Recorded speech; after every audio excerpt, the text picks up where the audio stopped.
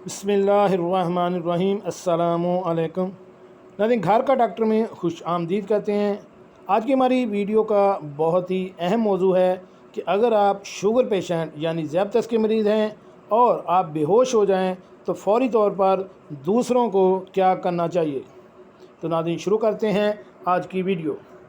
नाज़रीन, अगर आप बेहोश हो जाएं तो दूसरों को क्या करना चाहिए। लोगों को, ख़ुसूसन अपने दोस्तों को अपनी ज़ियाबतस के बारे में ज़रूर मतला करें। उन्हें तब भी ये समझ में आएगा कि इन्हें क्या इक़दाम करने चाहिए।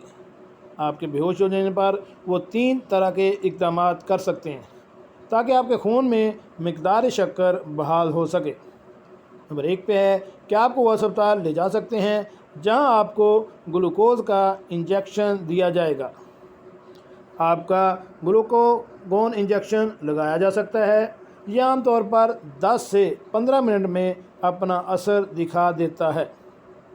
नंबर 3 पे है कि चीनी का क्वाम या शहद आपके जबड़े, मसूड़े और ज़बान पर मल सकते हैं।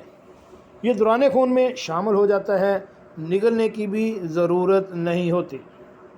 अभी याद रखिए, लोगों को तनबीह कर दें कि वो आपके बेहोश होने की सूरत में ज़बरदस्ती कोई मशरूब आपको ना पिलाएं, इसलिए कि आपके फेफड़ों में दाखिल होकर नुकसान पहुंचा सकता है।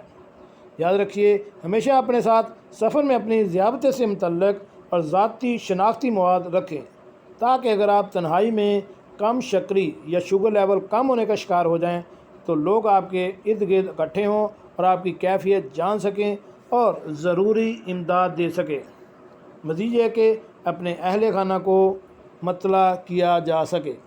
नाज़रीन, अगर आप ख़ुद पेशेंट हैं या अगर आपके सामने कोई भी ऐसा पेशेंट जो कि शुगर का मरीज़ है, ज़ियाबतस का मरीज़ है, बेहोश हो जाता है तो उसकी वजह है कम शक्री यानी शुगर लेवल कम होना, उसको फ़ौरन इब्तदाई तबी इमदाद के तौर पर शायद उसकी ज़बान, मसूड़ों या जबड़ों पर मलें।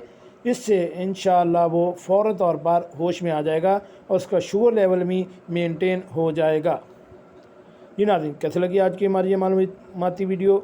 हमारे इस चैनल घर का डॉक्टर को सब्सक्राइब करें और साथ बेल आइकन का बटन भी प्रेस कर दें ताकि ऐसी मालूमाती वीडियो आपको बार वक्त मिलती रह सके।